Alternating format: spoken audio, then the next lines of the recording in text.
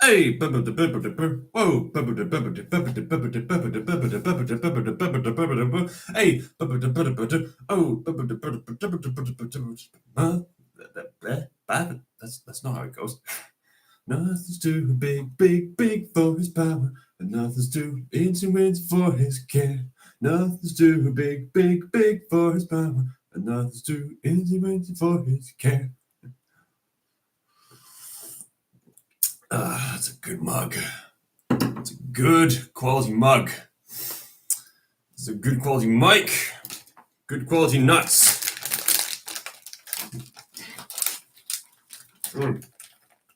Thank you, though, for good stuff. Also, to address, I will confess, it was very rude of me to drink straight from bottles in previous live streams. That was very insincere of me. I apologize. I'll drink from a glass next time. Or mug.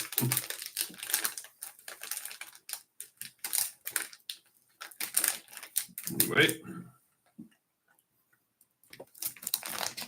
Don't know if anyone's going to bother turning up today. Well, I wanted to make this live stream.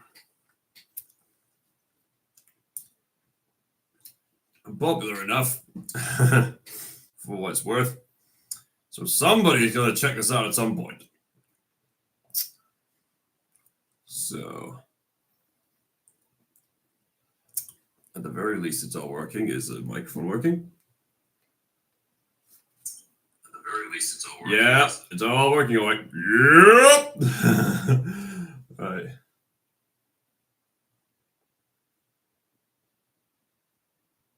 So I just saw something very interesting. This was cancelled. Like, ooh. Right. So.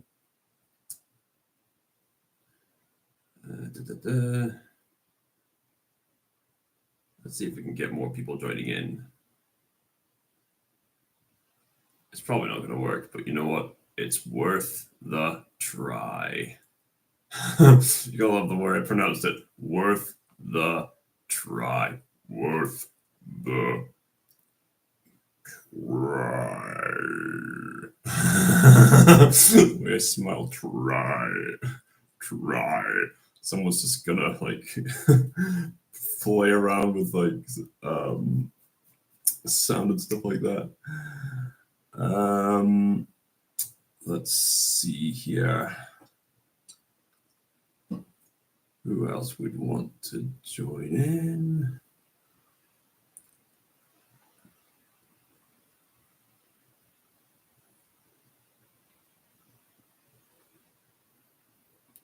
Ba-doop. All right, back to this. We should be getting ready for this. All right, anyone who happens to join us on the live stream, feel free to get a conversation started in the live chat. We'll get this party started because I wanted to talk about a few things. Just a few days ago, I purchased this, the Knuckles mini-series for the Blu-ray. Now, originally Paramount did, or was it Sega at the time? I think it was Paramount, released the first episode for free on YouTube for people to watch as a way to, draw people into the Paramount Plus streaming platform. And now, thank God, they've got a physical release. I like when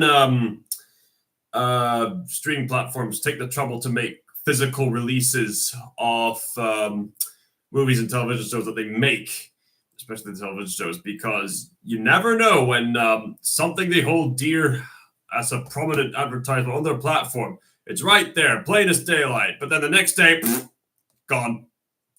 Why? Licensing ran out, expiration date.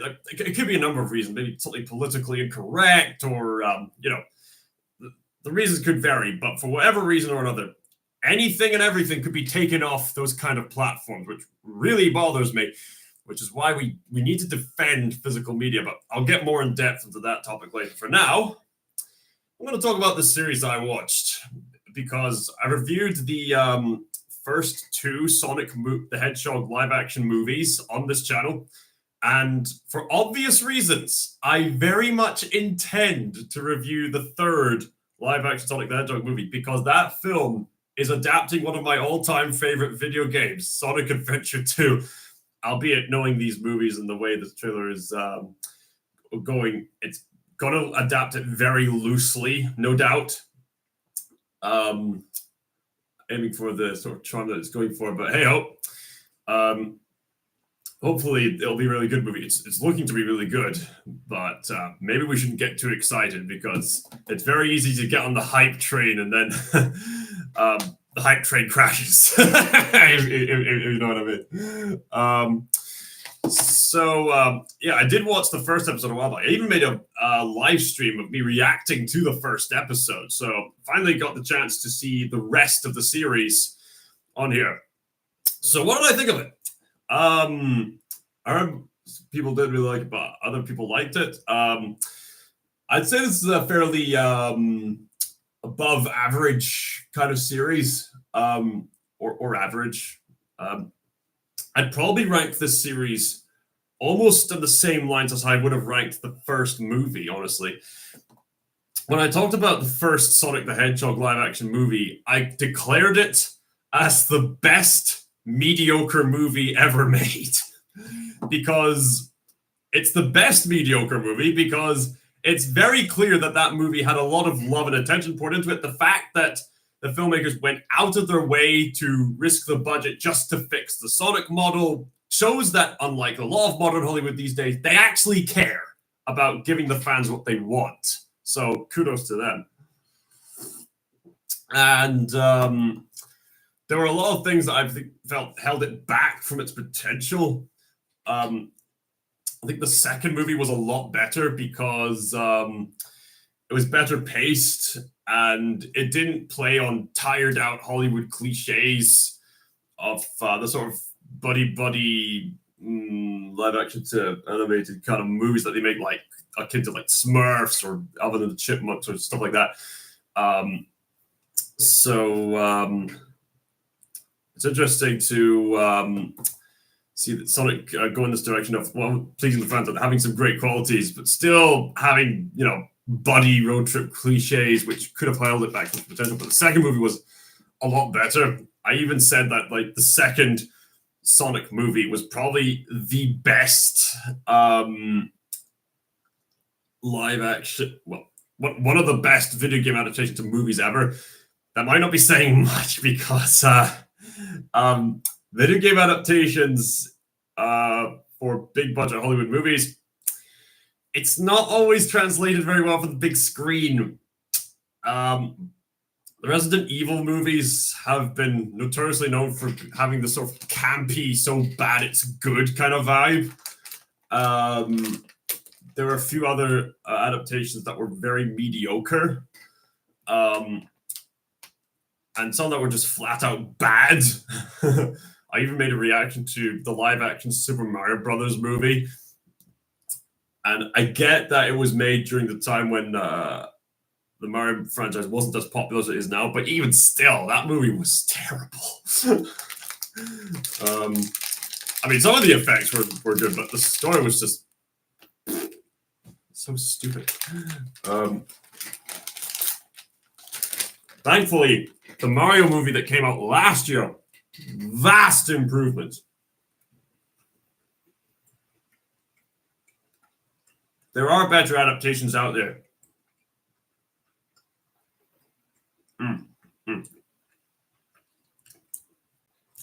I've noticed that it's always whenever the gaming companies themselves get involved with a certain adaptation, that's when it usually excels. So, like, whenever the people who made League of Legends get involved with Arcane, or Sega gets involved with the Sonic movies, or Nintendo gets involved with Illumination's adaptation of the Mario Brothers franchise, or Bungie and 343 Industries gets involved with the anime industry with the Halo Legends series, or even just their own spin-off stuff that they make based on their own franchise. On the whole, whenever gaming companies get involved with adaptations. Adaptations usually get better because then you got close collaboration of consent in regards to presentation delivery for what the fans love, as well as it inputting little details that the fans would say, I see what you did there, I see what you did there. But at the same time, some things that translate well to a video game won't necessarily translate well to a movie. So it's kind of a fine line. So where's that fine line? Like, some of the best adaptations I've seen of video games would either have to be, a beat for beat adaptation of the stories that they told, or some other kind of faithful adaptation. One of my favorite video game adaptations would be Professor Layton and the Eternal Diva. That was actually my introduction to that franchise, and that faithfully adapted the game, and the people who made the games actually got involved with making this movie, which is actually canon to the series. So it was actually very engaging. It was worth the rewatches. But anyway, what did I think of Knuckles? I like the second movie a lot. This series does go back to the tone of the first film, where it was more of a buddy road trip kind of thing. And this series is more of a buddy road trip sports kind of thing. So because of that, there was a lot of cliches that were getting tired out. And like at the last episode, I even just fast forwarded certain bit because, I've seen this whole thing before. Cool runnings, dodgeball, other kinds of stuff like that. It's been there, done that. But at the same time, the series does have a lot of heart to it. And there are some genuine moments of it.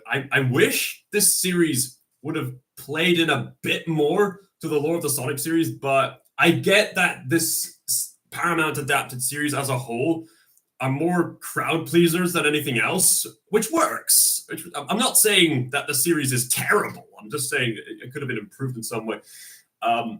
If it played more into the Sonic lore, we would have got something more profound. But at the same time, I think it makes sense from a money-making standpoint to tone down some of the other aspects of it, so that more casual viewers will understand what's going on. Still, you could have played into it in a way that casual people would have gravitated towards. Why else would people would have been gravitated towards Arcane, even though they've never played League of Legends? I'm just saying. So this is a mini-series set between the events of the second movie, which I really liked, and the upcoming third movie, which I'm pretty excited for. I'm looking forward to watching Sonic 3, followed by Knuckles. Sonic 3 and Knuckles, get it? What is the story of Knuckles? So, set after the events of Sonic 2, Knuckles has befriended Sonic and Tails. He's a pretty buff, strong guy, voiced by Idris Elba. And he is interacting with one of the citizens of Montana named Wade. And Knuckles has a vision from the ghost of his tribe leader,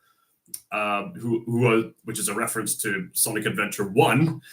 Because that leader actually made an appearance there, as did the Knuckles tribe. And he encourages Knuckles to train up Wade to become a warrior. A warrior.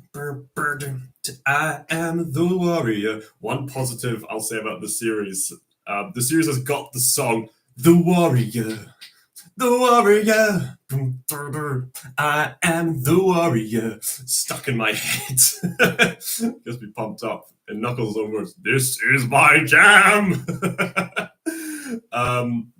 There's this very charming introduction of the physical media CDs that Wade listens to, followed by these sketches of the sketch animation of Knuckles and Wade and Sonic and Tails, which is really charming, very great. Kind of reminds me of the Sonic shorts in some way, the way they were drawn. Also, I love the fact that Knuckles is occasionally wearing the fedora, which is a very weird shout out to the Sonic OVA movie, which is a particularly strange adaptation of the Sonic series back in its day. So, what must Knuckles train Wade to be? Well, as it turns out, Wade wants to take part in this bowling competition, and he's got some father issues, which is very sad. Wade's father, this British pistol guy, abandoned Wade and his Jewish family for fame and glory. And it's had quite the sad effect on Wade's mentality. So Knuckles, to the best of his ability, trains up Wade to have a warrior mentality. But meanwhile, Knuckles himself is being chased by some former GUN agents who want to capture Knuckles for power and stuff like that. Sorry, someone's messaging me. It's hard to multitask. Maybe I can get him on the live stream. Sorry, I'm losing my track. Oh yeah. So, 1 second, got a burp. Pardon me. Forgive me.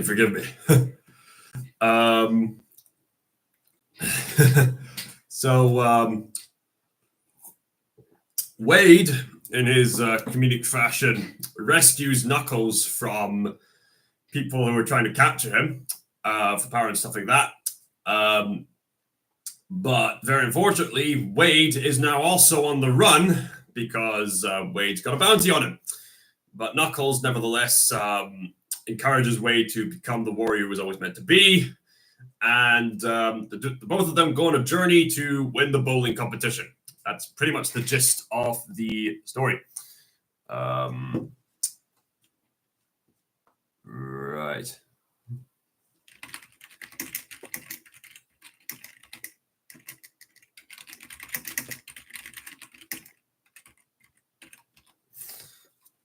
All right. So, what did I think of the series overall?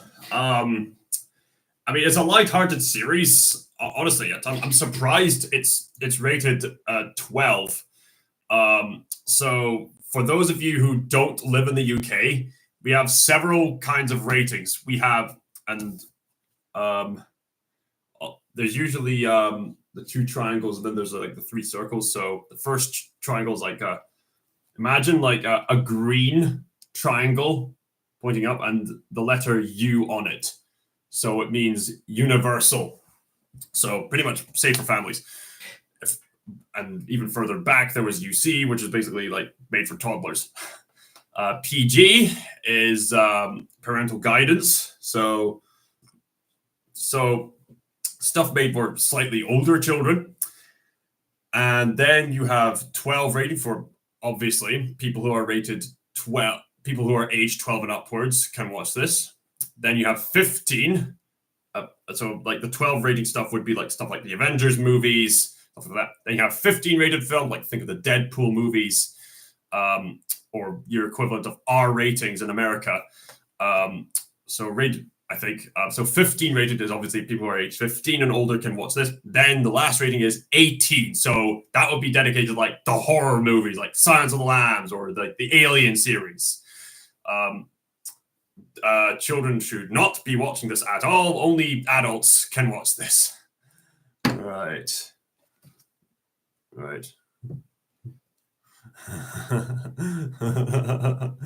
Sorry, someone's messaging a funny message. Feel free to join me. All right. Hopefully, we'll get some interactive conversation. In the meantime, I'll just carry on talking about the series. Oh, yeah, he's coming on. He's coming on, all right. Right. So, here he comes, everybody. We have our first guest, everybody. Welcome, Alex, the dish smasher himself. He'll come on in a moment now. So, okay, where was I?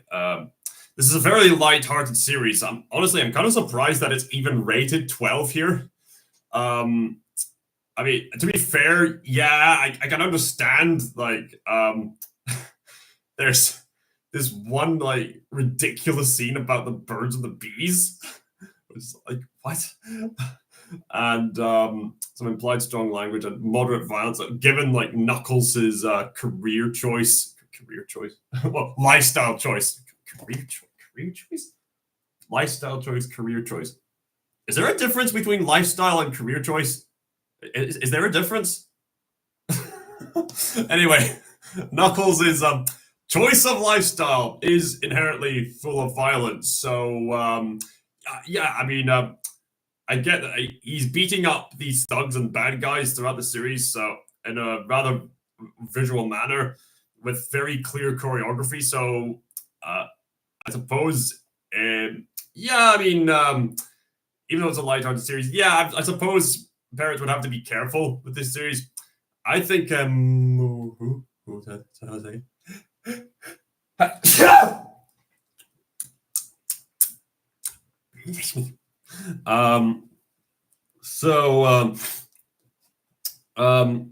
think a more accurate rating for the series would be a 12A at the very least.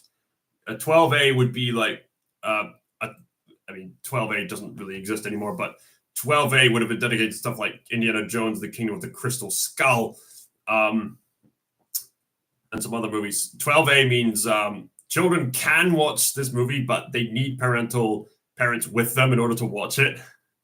I would imagine that would be the case with the Knuckles series. So it's a very lighthearted series.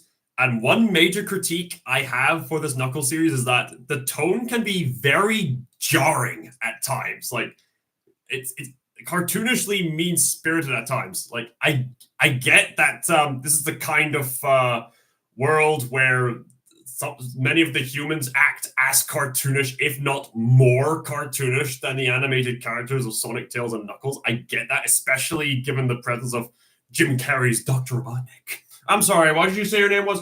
Oh, it's hard to... Nobody cares! Nobody cares. Is he still looking at me? Yes, he is, sir. Tell him to stop, or I'm looking up his search history. Okay, I mean, I get it. Like, it's a fairly cartoony world, but still, the things it chooses to depict, especially given that the nature of the third Sonic movie, it seems kind of odd. So, get this. Sonic 3 advertises, the death of Maria as Shadow's closest friend to the point of being family. Fairly brutal manner. We get to see Shadow and Gerald Robotnik mourning over her corpse. A very big graphics, gritty scene. And then at one point in the Knuckles, it was a Shabbat dinner scene. You have this scene where this brother and sister who are adults, yet they bicker like they were 12-year-olds. And at one point, the sister just straight up stabs her brother in the arm with a fork. And he doesn't bleed out. He doesn't call the ambulance. He just goes, "Ow! That really hurts." And it's meant to be played off as goofy, but it's... I don't know, if you wanted that to be goofy, you should have played up the cartooniness. Like if it's meant to be like extreme slapstick, make it like Tom and Jerry or something. I mean, as cartoonish as this is, there's still some elements of the Sonic series that's still rooted in reality. I mean, the Sonic series was always fairly edgy for the standards of platformer characters. I mean, this sort of thing would have probably fitted better in something like Crash Bandicoot rather than the Sonic franchise. Just seeing scenes like that where she stabs him in the arm and he doesn't bleed out, and he just says, "Oh, that really hurt." Okay, you have serious issues if you're going to stab your sibling with a fork. It's just so jarring. And there's another scene where the mother and the sister get into trouble, and then the bad guys are like, "Oh, we'll shoot your sister first." And then the brother, Wade just says, "Oh no, kill her. She means nothing to me." "Fine, we'll kill your mother first." "No, don't kill my mother." What? I mean, I get that it's meant to be played for laughs about sibling rivalry, but it's what? It's just so jarring. It's I mean, it's even stranger than the fact that this is a lighthearted series, and then you just have mean-spirited jokes like that. It's jarring. That it's very jarring to the intended tone of the series. So yeah, those are definitely the biggest critiques I have for the series. Not to mention all the buddy sports cliches that are pretty much predictable. You know straight from the get-go that Wade is going to win the competition, and that they're going through the beats of, oh, he's missing from action. Is he ever going to turn up to the competition? Oh no, I guess the trophy has to go to the big rival. Oh wait, he's coming in. There was no reason, there was no reason for Wade to disappear like that. If it would have been justified if there was a scene where Wade was feeling insecure about himself and Knuckles had to prep talk him about being a warrior, and then he would have gone in. That would have been much better. But no, there's just no scene to justify why Wade is missing. He's just not there, and then the next moment there, just to play up the tension. Seriously, there could have been many ways to get around that way better. Yeah, those are my major gripes with the series. Although, what did I like about the series? Some of the action scenes were great. The visuals are really impressive. There's just this one scene where there's plenty of good action scenes where they have a lot of practicality to what they do, and it's really visually impressive. The way they destroy stuff, like literally destroy entire places of a house, or walls get destroyed. I mean, it's obvious like some of the characters and stuff like CGI, but imagine Crystal Blue Star, you made it. Yes, you made it to the stream where I eat dark chocolate walnuts and talk about Knuckles. Glad to have you on board. So, sounds like a mixed package. Oh, this isn't a movie. This is a mini-series, but thank you for joining in, Alec. It is a mixed package, but I wouldn't call it a waste of time. I rank this somewhere in the same veins as like the first Sonic movie. I'd say the second Sonic movie is the best thing from this franchise so far. I'd say if this series is going to continue, we need more films like that second movie. I think that would make the series really shine.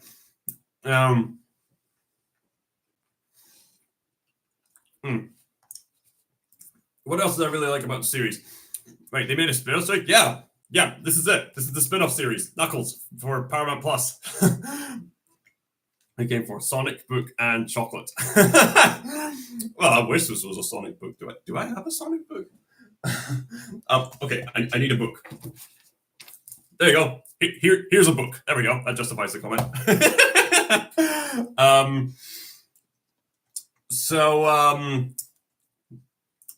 Well, is this related to the newest Sonic franchise? Yes, it is. This is set between the second Sonic movie and the upcoming third Sonic movie that's coming out very soon. Yeah. So what did I like about this series? It's pretty cliched for Hollywood movies like the Smurf series and other series like that to play into characters from another world visiting and interacting with the mundane human world. Oh, look at these wacky characters interact with the human world. But look book better. Oh, that's so sweet. You have you been watching my series of me playing the Pung game? That's very sweet of you. I'm glad that someone's watching it. Yeah.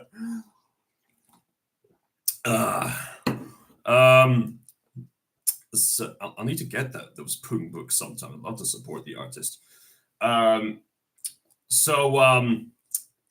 Now you'd think that I would heavily critique the way the characters interact with the humans. Actually, no. Strangely enough, I'm actually going to compliment the way that these characters interact with the human world in many ways. It's actually done right in this series. because it plays into the fact that these characters are practically aliens from around the galaxy, and they're not used to the human world like we are. So Knuckles is not as used to it as, say, Sonic. So I think one of my favorite episodes, actually, Warts and All. Well, I mean, I like the first episode was one of the first. It was probably one of the better episodes, but I really liked the episode where there was a Shabbat dinner. Yeah, I still have problems with the episode in regards to like that one joke that involved the sister like stabbing her brother with a fork. I'm like, what? I had the book myself too. Yay! Thanks for bringing up the book. Thanks for supporting the book.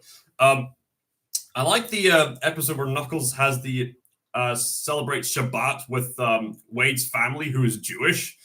Good to get some Jewish representation in there, and Knuckles is like from across the galaxy. So cliches done well are cliches done well. Yeah, it's certainly better than poorly done. Yeah, that exactly, Alex. There's just some cliches in this film, in this series that's actually done very well. Sounds like it's worth watching. Yeah, it's got flaws. Don't expect anything great, but it's a fun thing to get on Blu-ray. Oh yeah, I got this on Blu-ray, by the way. Hashtag physical media. Whoa, my mic.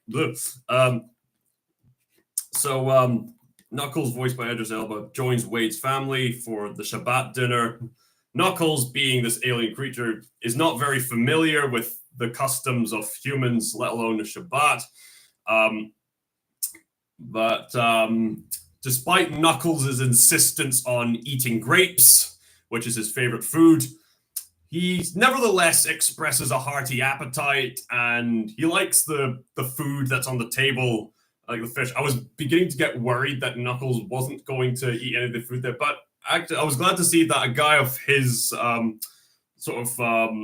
muscle exaggeration likes eating the food, and I thought, yeah, man after my own heart. You eat away, Knuckles. Physical. Just look for a DVD store and purchase like stuff online. Seek and you shall find, Alec. Seek and you shall find. Same with you, Crystal Blue Star. Seek and you shall find. Yeah, I mean, Knuckles interacting with the Jewish family, that was really great, and to the point where by the time there's this one point where bad guys come in to chase down Knuckles, and Knuckles helps protect the family, and the mother insists, okay, I can allow you to wreck the house, but please don't snuff out the Sabbath candles. So Knuckles, like a very visually impressive fight scene, beats up these bad guys, practically destroying the house as he goes along. But the candles are spared, and then Knuckles and the family finally rekindle, for lack of a better word, and they watch the candles like just sort of lose the wax and stuff like that, ending the Shabbat dinner. Very sweet moment, and I like how the there's this gag in the introduction of the next episode where Wade wakes up in his childhood room.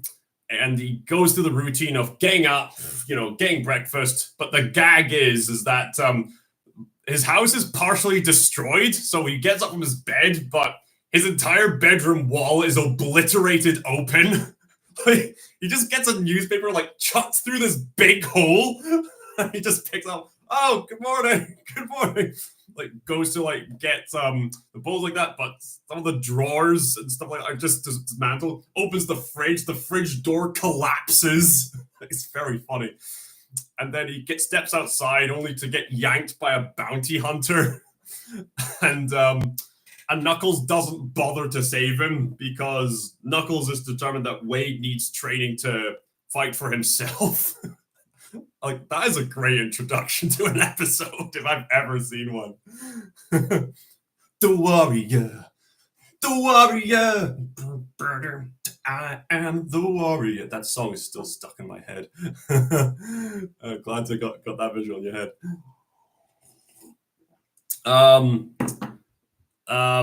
The show is fairly cartoonish. There's this one really ridiculous part where Wade is encouraged to meditate in the cage that he's caught in. The bounty hunter he's been caught by is already eccentric enough as it is. He's this sort of fedora, leather cowboy kind of guy, mustache, long hair. He's not only got him in this cage saying, I caught the bounty with the electric cage, but his vehicle of choice is this fancy limousine, and he's not even driving it. He's just in there, and he's just hosting this family with a karaoke, and they seem almost completely unfazed by the fact that he's a bounty hunter, and their wee daughter is not paying attention to any of this. She's too busy playing, get this, her Nintendo Switch! You can't make this up! This is actually in the series! It's so funny. I'll be doing some... yeah, Nintendo Switch in a Sega-related series! Nintendo paid good money for that. Yeah, it did. I guess it's a very tricky reminder that Nintendo won the console wars. A moment of silence for Sega's loss of the console wars.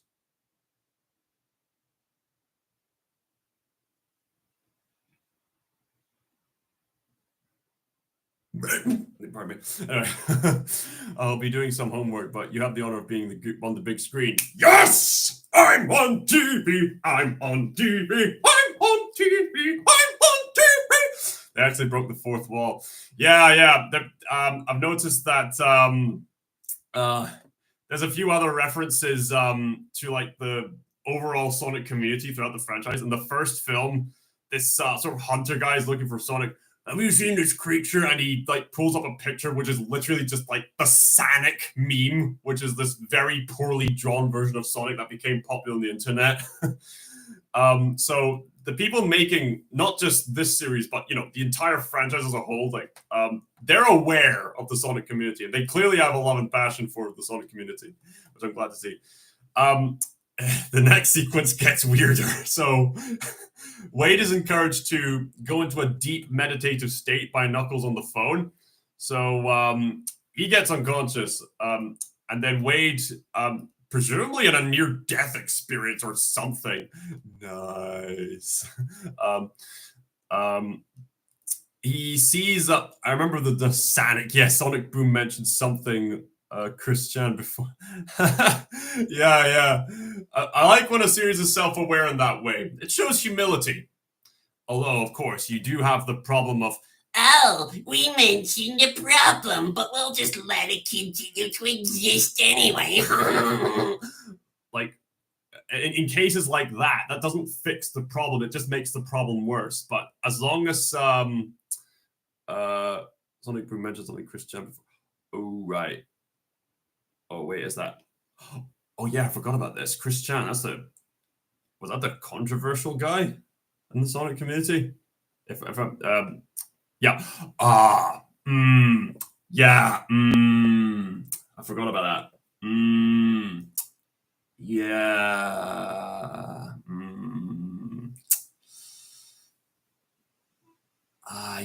That guy.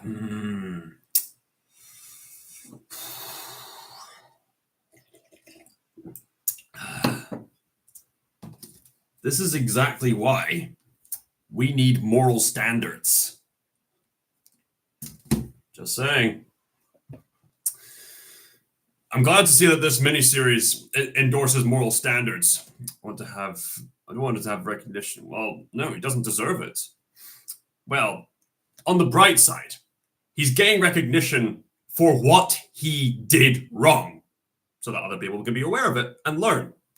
There's a positive, if anything else. You technically feel because right. A lesson to be learned. Yeah, a lesson to be learned. So yeah, it's good to what he is. Right. So where was I? Oh yeah. So basically, Wade goes into this dreamlike state, presumably a near-death experience, where he uh, encounters like the leader of the Knuckles tribe, and I presume it's a near-death experience because Knuckles keeps mentioning the great battleground in the sky, which implies some kind of heaven of some kind.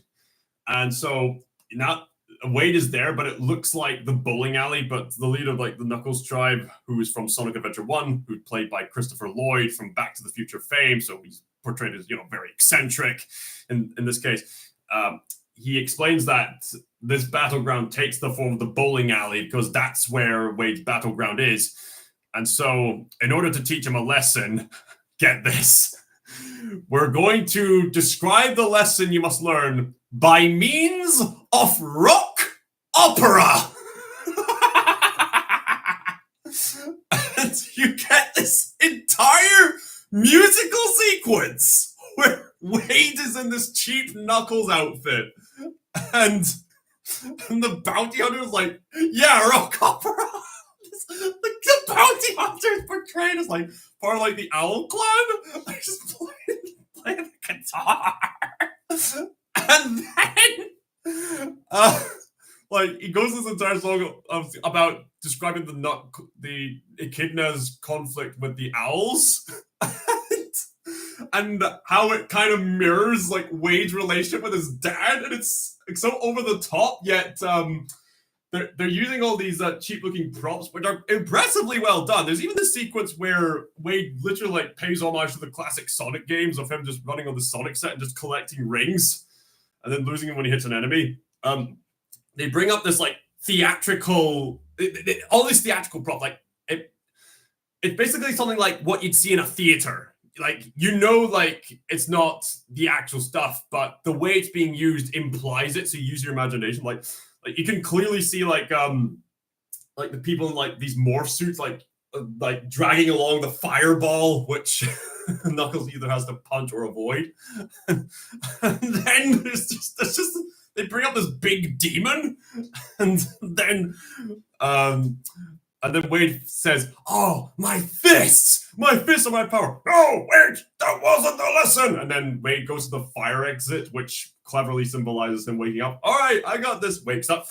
Okay, I can get out of this cage. That wasn't it. Back to the rock opera. Now, as we were saying, go through it, blah, blah, blah, blah, blah, and then the real power is in your heart. So he finds the inner strength to like beat the demon, and then through that, Wade wakes up and he literally launches himself in the air, bursts through the ceiling of the cage, and lands down superhero style. It's so over the top, but that's what makes it so funny. It's stuff like that makes this scene worth watching on its own right. I was not expecting that, but it's... Oh man. Again, I'm glad I got this on physical media, because if Paramount ever takes it down for whatever reason, I've got it here, warts and all.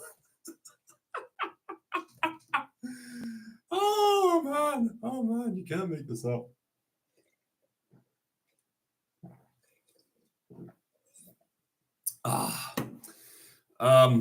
Other highlights of the series. I like how Wade's dad is literally the Dread Pirate Roberts from The Princess Bride. Like, just the implications of that.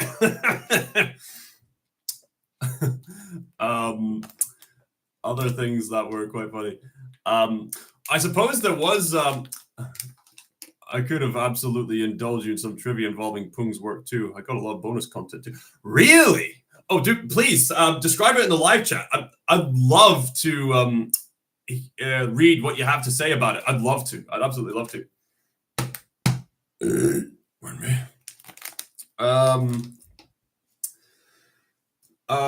There were some moments that were played a bit more seriously. There's this one scene where like this Scottish guy. Pung lore actually goes deep. Yeah, surprisingly deep for a simple series. There's this one scene where the Scottish guy is like talking to like the two people who are after Knuckles, and it's implied that that GON is a pretty shady organization, and they've had their own drama there. So, and that they were former GON agents, only for GON to do some pretty questionable stuff in regards to allowing these animals to live. And there's an interesting line where the lady says, they let these animals go, and they have nuclear threat powers just from going out on a jog. So, yeah, it's interesting. It's interesting. Yeah, you discussed coffee.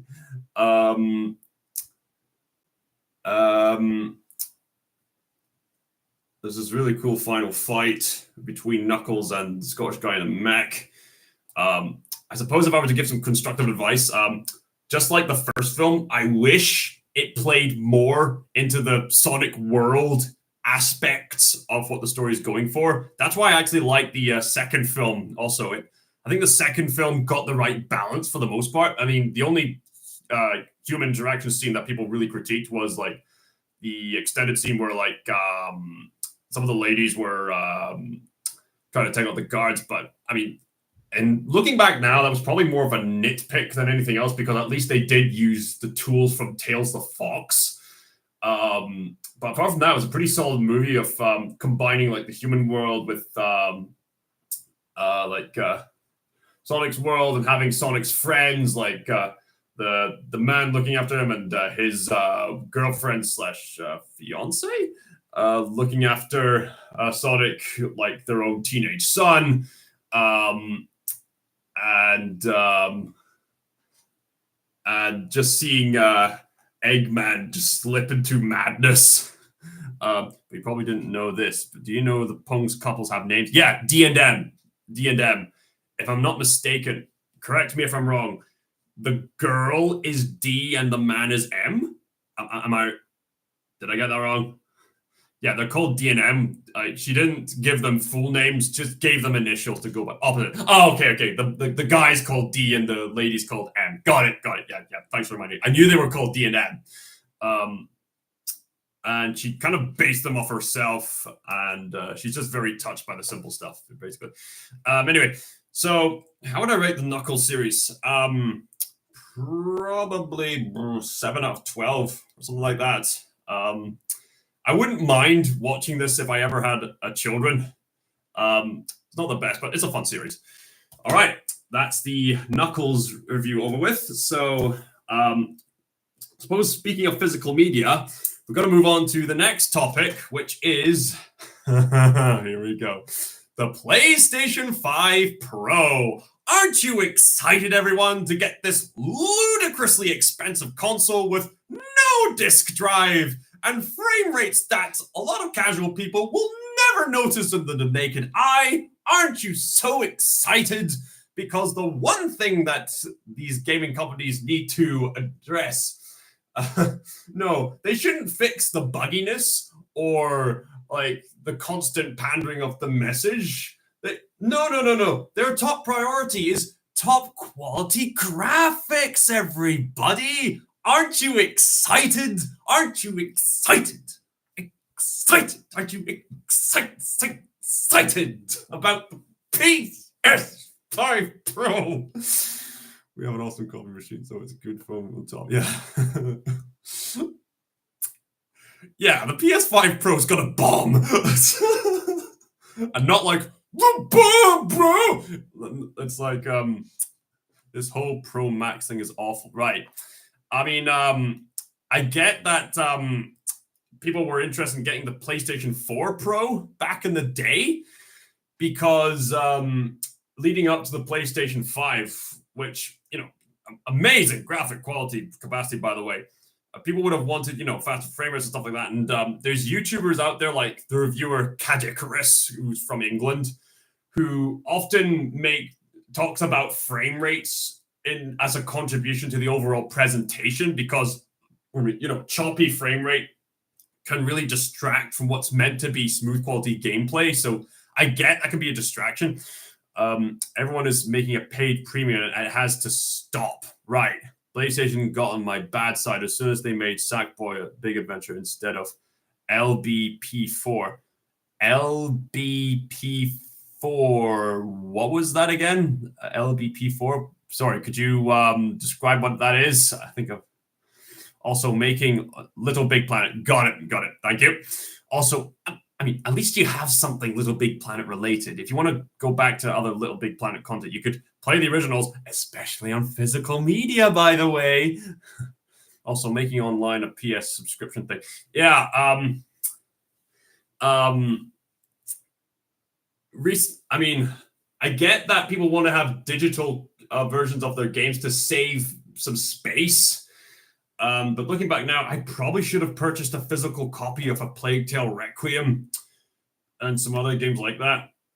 But I learned my lesson now, and I took the effort to get physical copies of Stellar Blade and the upcoming Sonic X Shadow Generation, speaking of the Sonic franchise.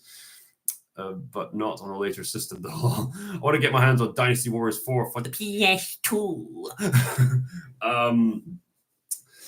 Yeah, if you get a PS2 and you'll have some fun. I play that all the time with my dad. Hey, nice. We've all got our fond memories of the PS2. I mean, people.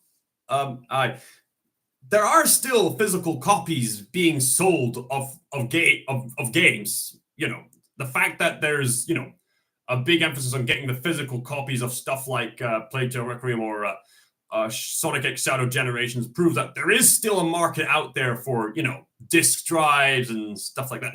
The PS2. So why do you want the PS2? I'm sorry, I have to call the PS2 because it keeps reminding me of the landlord character from Smiling Friends. It's just so funny every single time I think of it. Okay, just a brief break from what we're talking about. Me and my friend Squid Bear, in the past, we couldn't shut up about that landlord from Smiling Friends. PS3. Like the two of us would keep saying, I was just wondering where to hang out with me, smoke weed, and fill our bellies with diet soda, and then play Banner Revenge for the PS2. Like, we kept saying that, and the other phrase is the landlord. And for some reason, we never got annoyed by it. It's just so funny. Like, just this really manic guy with a very ridiculous over-the-top design, like asking people to go play the PS2. Yes, I need to make a video sometime of approving Smiling Friends as a series. That is one of the best adult animated comedy series I've ever seen, like up there with The Simpsons and some other series. And it's so refreshing to have a series like that on Adult Swim. Like, you have like stuff like Rick and Morty and on Adult Swim promoting nihilism, and stuff like Big Mouth on Netflix, which is just gross to look at. Like, there was a friend of mine who tried to get me into Big Mouth, and by the time I finished one episode, I just thought, why does this exist? Like, the episode he showed me from Big Mouth, like, the concept is, like, characters are going through puberty, and they have these, like, imaginary characters who represent different factors of like different emotions, different aspects. Like, I mean, that's an interesting concept by itself. I mean, it's done with like stuff like Inside Out and stuff like that. In fact, Inside Out 2 really succeeded in that this year. But yeah, it's awful. I don't understand why my friend likes this series. Like, I get he's into comedy stuff, but really? The episode he showed me involved this like janitor guy who's for some reason never been educated about the birds and the bees, and yet he wants to go on a date with this woman who obviously wants to have sex with him for some reason. And the whole joke is that I've never had sex before. Penis going to penis going to vagina. Oh, what is that? Oh, it's a tutu that you mentioned.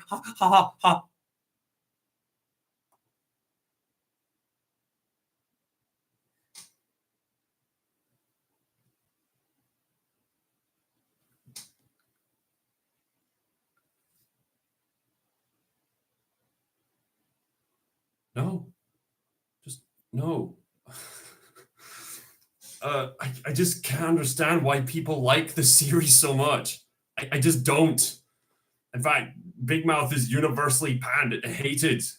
Like, why? Just no. That's disgusting. That's not how humor works.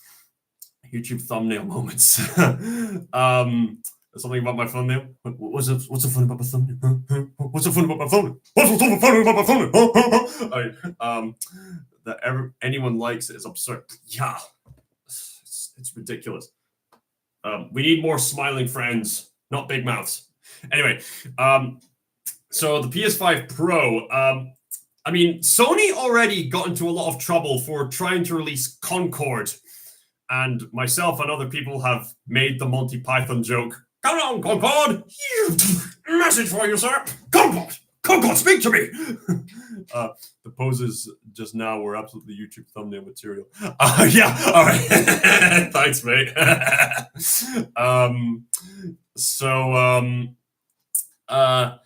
mean, Concord was already a failure. Like, a game that was trying to duplicate the success of Overwatch and Team Fortress 2 and inserting identity politics starting all the way back in 2016 when identity politics began to go mainstream.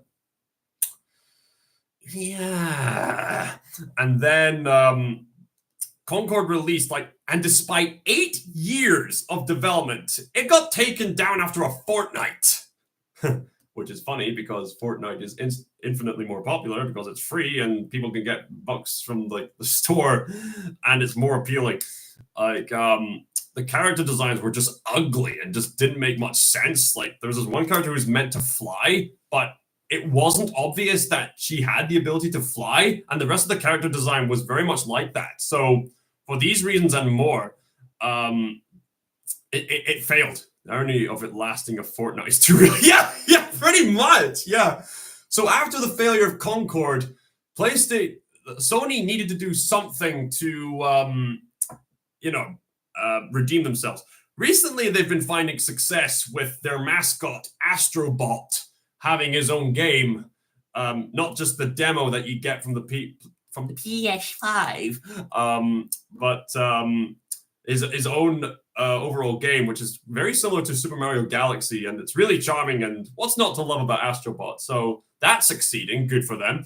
But Sony's made a big failure lately.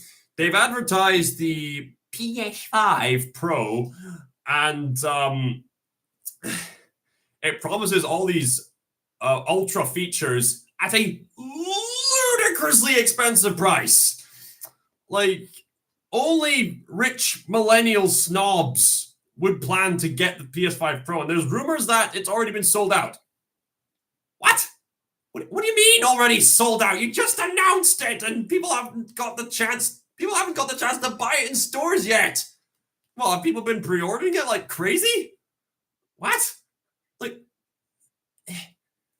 people struggle for food and rent. What?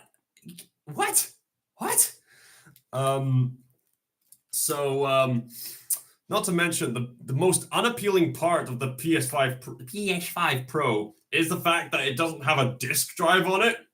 But thankfully, I do own the PS5 that does allow a disk drive. So it's interesting that they can and will have the capacity to sell physical copies and the system to have the physical copies in. But yet here you have companies like Ubisoft saying, "Get used to not owning anything. We'll control everything." Well, Ubisoft, given the failure of Avatar Frontiers of Pandora, Star Wars Outlaws, and the upcoming Assassin's Creed Shadows, we're going to be very comfortable with not purchasing your expensive stuff anyway, so the joke's on you. What else has been going on? I suppose that's a good transition to why people dread physical media, which makes people pirates. Yeah, that's another thing. It's going to encourage people into piracy. You absolute dipheads. Do you want to encourage actual crimes? You want to prevent that? Make media physical again. Yum, yum, yum. Yum, yum, yum, yum, yum. Yum, yum, yum, yum, yum, yum, yum, yum, yum, yum, yum, yum, yum. And meanwhile, Nintendo is doing just fine. There's rumors that the Nintendo Switch 2 is coming out, and even to this day, Nintendo still sells physical copies of their really impressive technological feats via means of these little cards. Like, it's impressive. Like, the Nintendo Switch is a phenomenal device. Like, previously, in previous generations, you would have two types of consoles, either TV consoles or handheld consoles, like the Game Boy Advance, the Nintendo DS, the Nintendo 3DS. But here's this device that miraculously condenses console technology, like condenses TV console technology into handheld technology. I mean, the Wii U was probably the prototype for this, but the fact that they are able to make the Nintendo Switch, that's really impressive. And Nintendo is still selling physical cards for the games, like console-worthy games, albeit some of them are a bit of lower quality, but still, yeah, people stopped on the Wii U, honestly. Yeah. I guess the Wii U was like the John the Baptist to Nintendo Switch's Jesus Christ, if you know what I mean, paving the way. Nintendo is still doing well to this day. They're still selling physical copies, and despite some controversies involving Nintendo Switch online play, Nintendo has got a mostly clean slate. They're still selling physical copies. They're still prioritizing good gameplay. They still provide the content that people actually want. Take notes, Sony. Take notes, Ubisoft. We'll be watching you.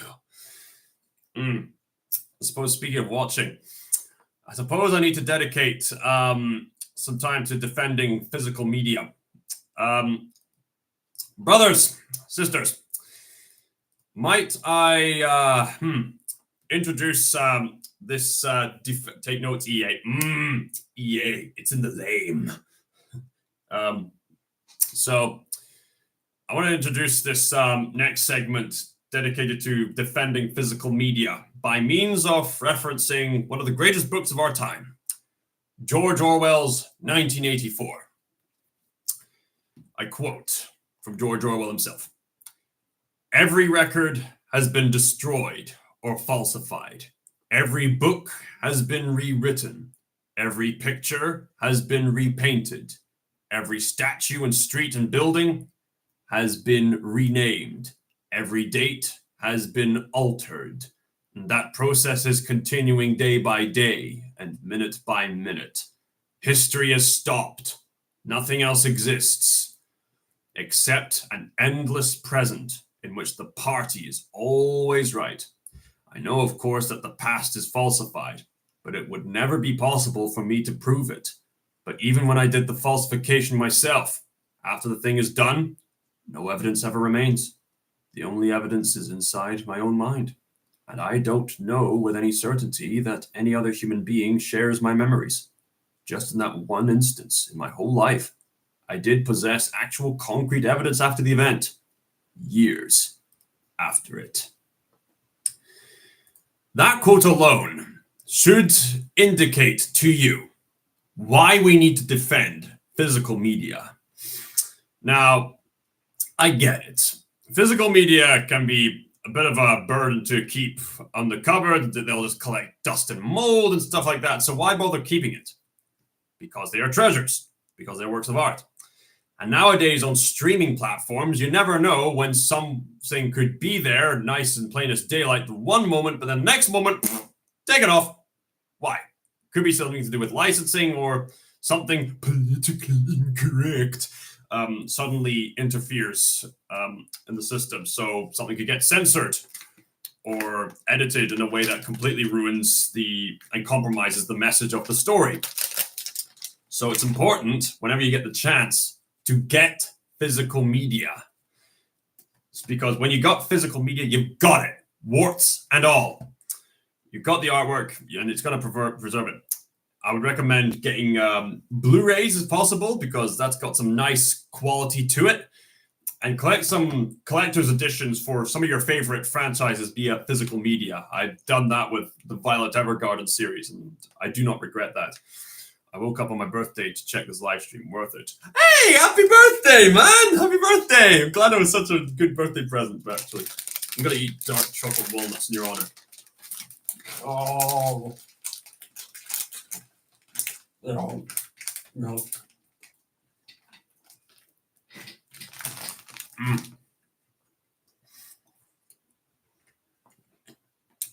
So,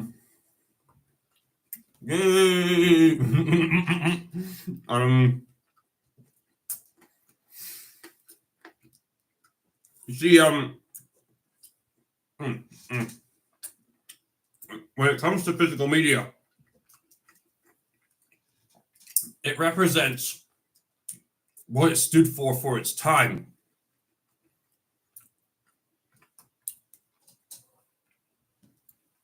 God bless you, man. Yeah. It represents what it stood for its time. And it will give people insight as to what's happening in the past. But now, I notice more and more, people are reshaping like history classes. Like Metatron recently made a video about how the term Anglo-Saxon is being removed from historical studies to get rid of colonialism. Like, that's not how history works. Okay, tell you what, if that's the logic they are going by, they should remove all knowledge of Nazis because fascism is just way too offensive. It's not as if, we could learn from what led up to fascism and never repeat those events again, right? Right? Right? Yeah, it's getting absurd. All the more reason to defend physical media because physical media will give you the stuff that stuff of virtue, you know. These streams are always worth it. God willing, he reaches millions. I wish, man. It's almost like learning from mistakes is part of the experience of knowledge. Yeah. This is a culture. We live in a culture. That's a common phrase. We live in a culture. We live in a culture. We live in a culture where people get ticked off by anything and everything. Oh, yeah. That's the one. That's the one. We live in a society. We live in a society. Oh, yeah. We live in a society where people get ticked off by anything and everything. I kid you not. I was looking at the comments, the comment section of that video Metatron made.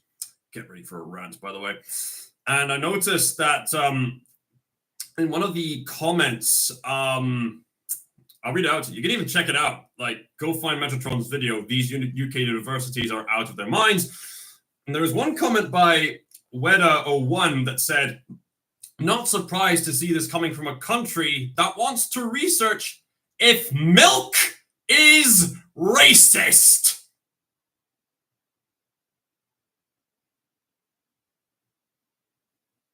No, you can't be that. No. I then commented, seriously? Milk?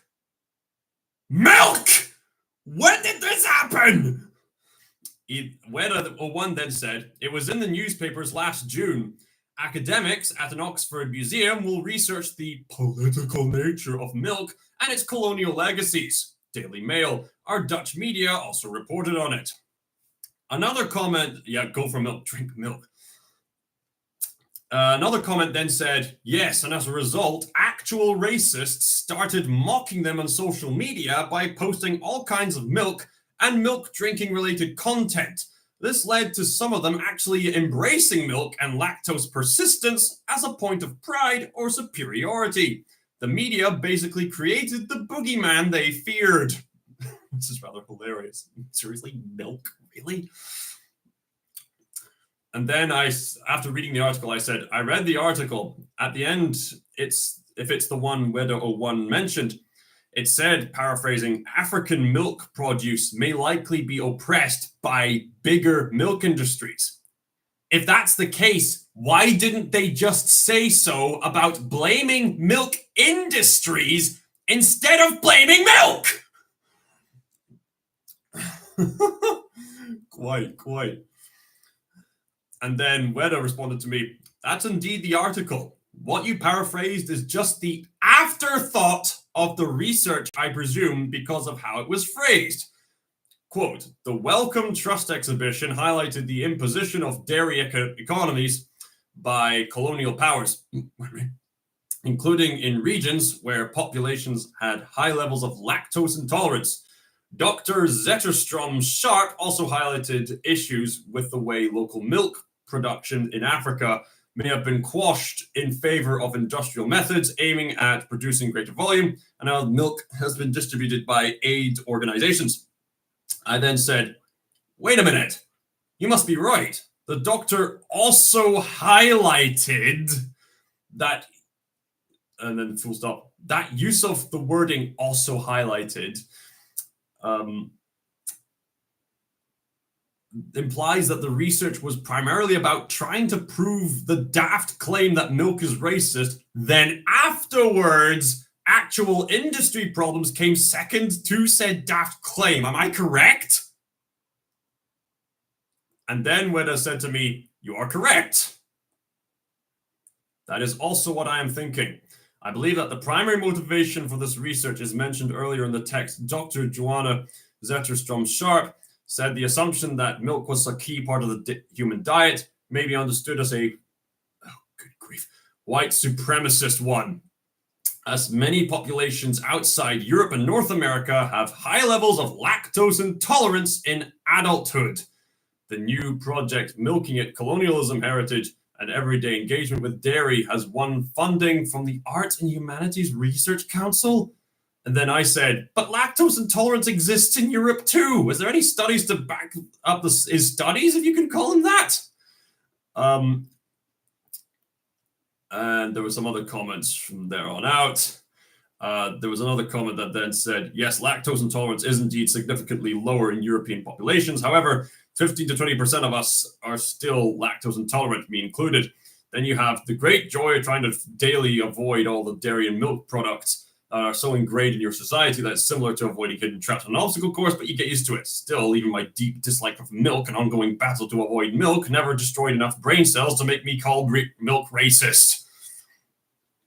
It's so stupid. Like, something that's just occurred to my mind right now is that perhaps the most likely explanation, in fact, I might as well comment this, the most likely, make a comment live, guys, explanation for lactose intolerance being higher globally would be due to lack of healthcare.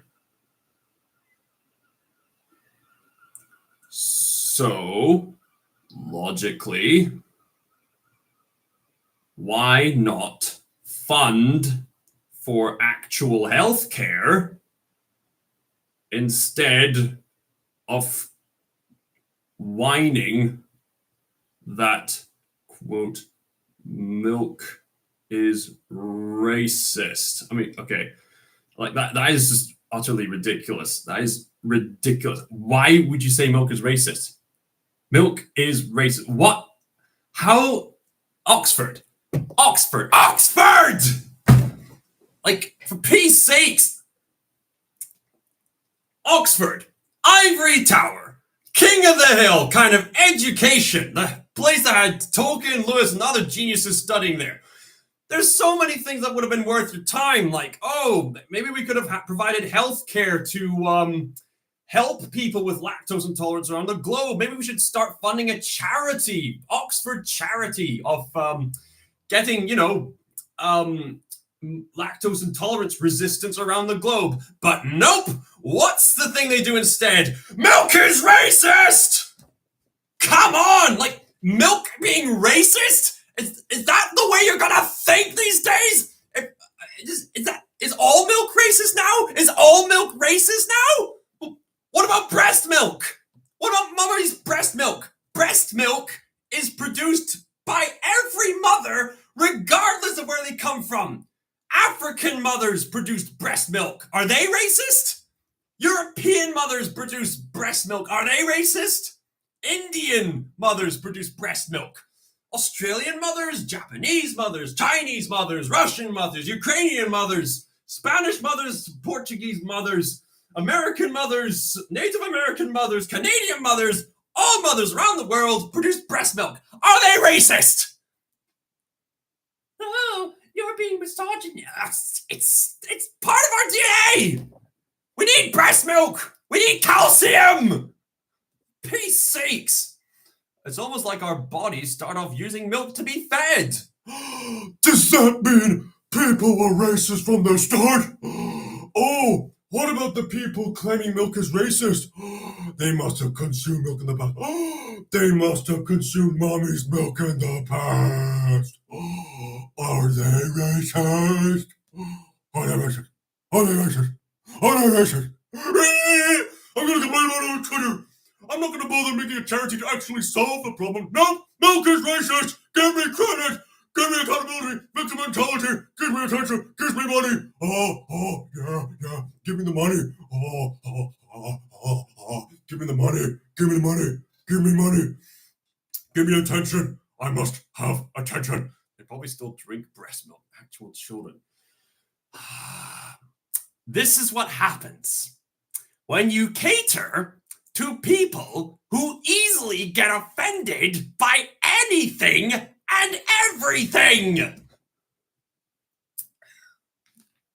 Stupid, so stupid. It's dumb. It's dumb.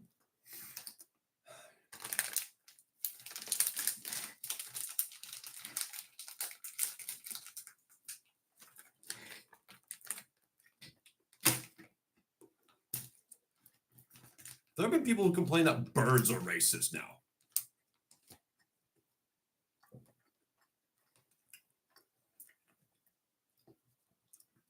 Because they were named incorrectly. Well, what's the alternative then? Why does everything have to be racist? At this point, the words just become meaningless. If you're just going to call everything racist, it just loses its meaning.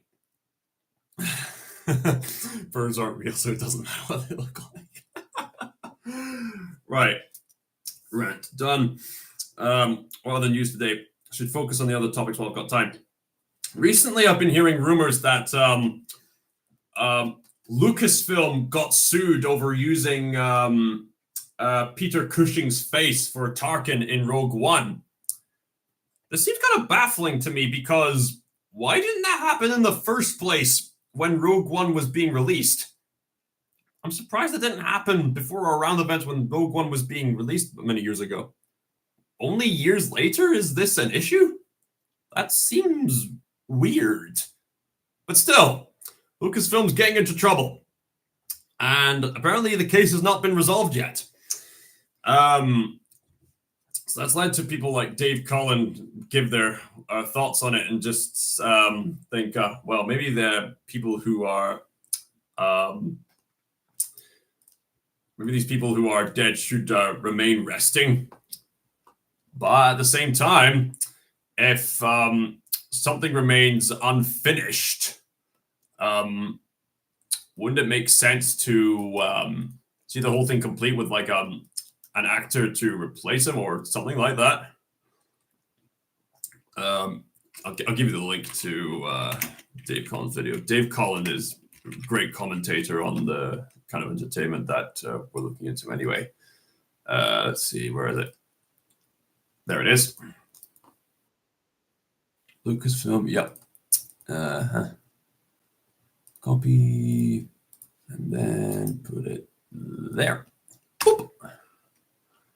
Yeah, that should be the right one. I'll let you watch that at your own pace, but needless to say, that covers the whole issue. I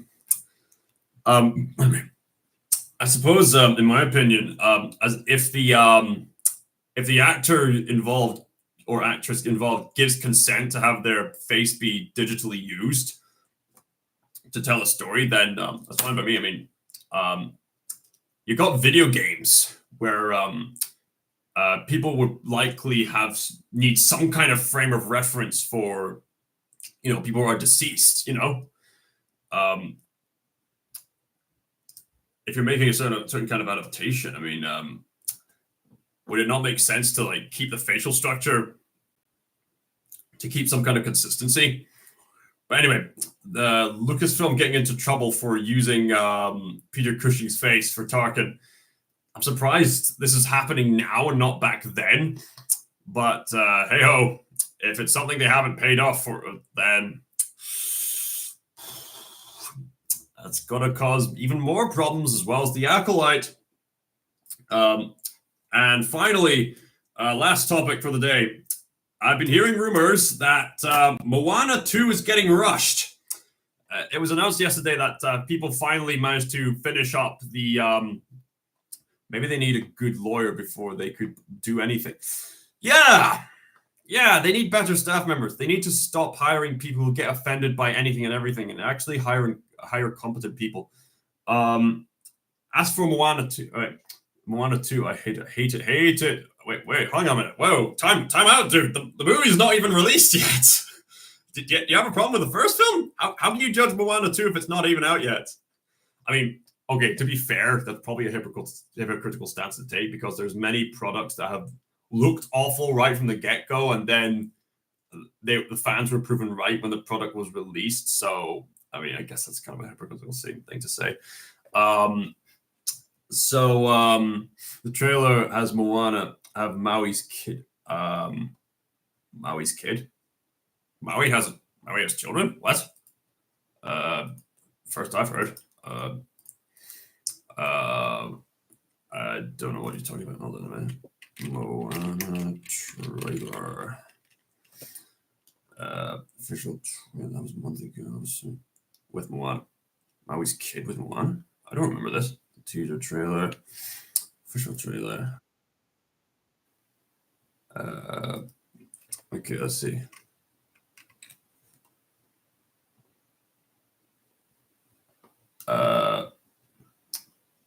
Wasn't that just I don't remember Maui and Moana being a couple. I honestly don't remember that. I'm pretty sure that's just some of the person from the tribe, right? Hang on a minute. There must be a Wikipedia article. Hang on. This is news to me. How did you find out about this? Sorry, just give me a moment, guys. 1 2, Wikipedia. All right, casting. Okay, characters, castings. Curious daughter. More strong. Okay, let's see. Okay. From what I understand, it's just something they shoehorned in for the second movie. Right. Cena. Moana's mother. Oh, wait. Simia, Moana's little sister. Moana, remember Moana's referring crew in a fun noise. No, I don't see anything about shipping Moana and Maui together. No, I think that little girl from the final trailer was Moana's little sister. I think that was a misunderstanding there. Anyway, that wasn't what I was going to talk about anyway. I was mainly going to talk about the... you must be hearing some false Reddit rumors or something. I checked the Wikipedia. I'll give you the link to the Wikipedia article, actually. Yep, there was no sister in the first movie. All right, maybe it's the sister you were thinking of, the sister being shoehorned in. Then again, this could be like set years later, and they've been exploring the ocean for some time. So, time passes between events. Give credit where credit's due. Anyway, I wasn't trying to talk about what was in the movie itself. It's the fact that Moana 2, from what I've heard, is going to be rushed. I heard rumors lately that they've recently wrapped up some kind of voice recording session, and the movie's set to come out in Thanksgiving. Oh dear. I mean, I get that they've got some completed animated segments to release trailers in the first place, but it sounds like they've got a lot of stuff to do in regards to in a matter of months. And I fear that it might come out as corporate sludge if it's just going to be a rushed product. They probably should have taken their time. Because if there's anything we've learned from the likes of Sonic 06 and even Disney's recent entry, Wish, never rush a product. Take your time. Refine it until it's worthy for the public.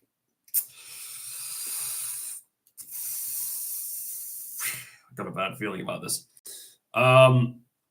Right, so that pretty much wraps everything up.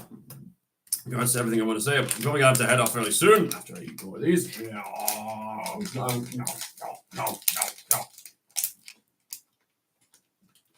Walnuts are good for the heart, by the way. Come here. No. See, I like to snack on these. I don't snack on crisps. Crisps just add some fat. Walnuts is actual protein. And dark chocolate is good for the heart. Given that the chocolate is dark enough, mind you.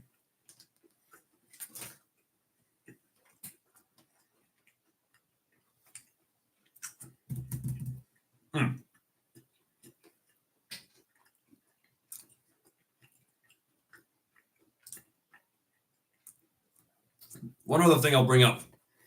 It's the stigma that, based on the Minecraft movie, Kotaku is saying, this wasn't made for you. These kind of articles are implying that the Minecraft movie is made purely for children, not for adults. This is a very dumb statement to make. Even Walt Disney himself said, you've got to make stuff for the adults too, otherwise they won't make money. Otherwise they will not make money. Very comedic gesture there, Disney. Thank you very much. I'm so glad that my friend was wrong about that fact, but still a shoehorned in sister. Right. Okay. So tell your friend that I said so because I did the research. Do your research. Don't buy into assumptions. That's the key to winning the battle, folks.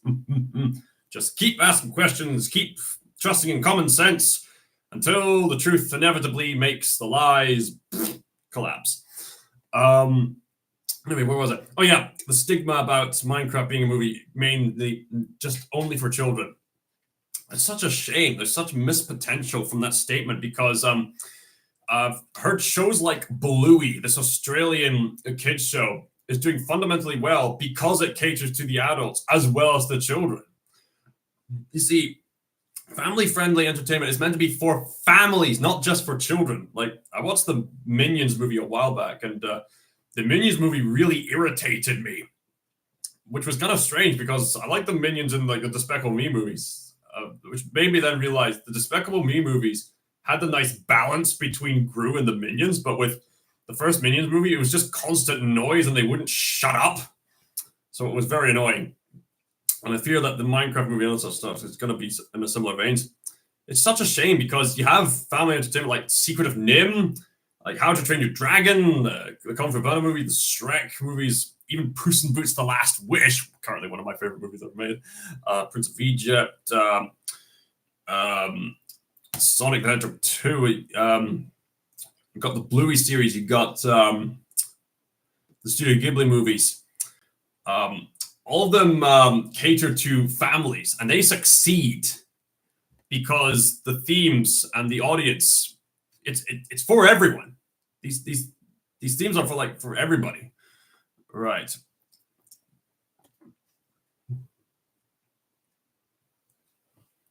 Hold on a minute.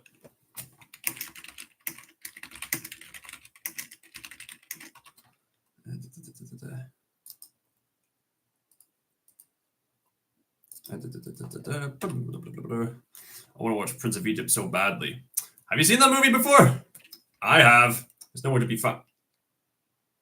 Not in your place? Oh gosh. I think it's fairly easy to find around here. I've even got a disc of it myself. You can even find it on like streaming platforms. You can purchase it digitally on like Amazon and stuff like that. You should be able to buy DVDs. Grow up with it. Hey, yes. Right. So everybody, get DVDs for the kind of entertainment I've been endorsing. Get the physical media. We need to defend it. No streaming platforms here has it. Oh, good grief. Well, then again, the Prince of Egypt is banned in Egypt, so take that as you will. Anyway, I'll need to go very soon. I think that's all the topics I want to cover. I should also mention that, very unfortunately, a friend of mine and I have been watching Rings of Power, and it sucks! Right.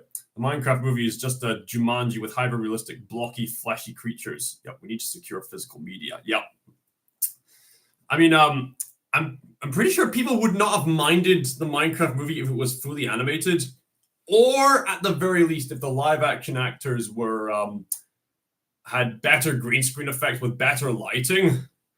When I imagined Jack Black as Steve, I would have imagined him in like sort of blocky clothing, like you would see with like comic conventions. Seriously, there's fan-made films of Minecraft that would be way better than the movie from what we've seen so far. I mean, maybe they might pull off a Sonic and actually fix the problems. They might, but seems unlikely, unfortunately. Anyway, defend physical media. Save your money, get the physical media. It's cheaper than streaming services, actually. And I am Steve. Cheers, man. Have an awesome weekend. God bless you, Cal. I'm really excited for my next time. Also, just a quick announcement. This next week, I'm going to be traveling down to the Central Belt area of Scotland, just seeing the sights. I'll be visiting Stirling. I'll be visiting Glasgow. So if any of you are in this area, if any of you are even bothering to watch this, I'll be there in the after Sunday. It won't be for long, but hey, it'll be what it'll be. Also, shout out to My Name's Dottie Foundation. Also, by the end of this month, I'll be running the 10K run to raise funds for MS Society. Next, give me a moment. Why am I even bothering to do it this minute? Just hold on a minute. Record it loud. Yeah, we'll do. Ooh, hello. All right. Oh, great. Oh, that was too long. I guess I'll put it in the comments. How do I get in the...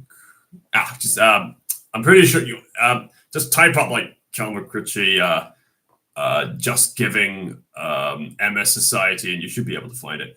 Yeah, I'm raising funds so that people can beat MS. It sucks. All right, need to head off. People to see, people to go and see.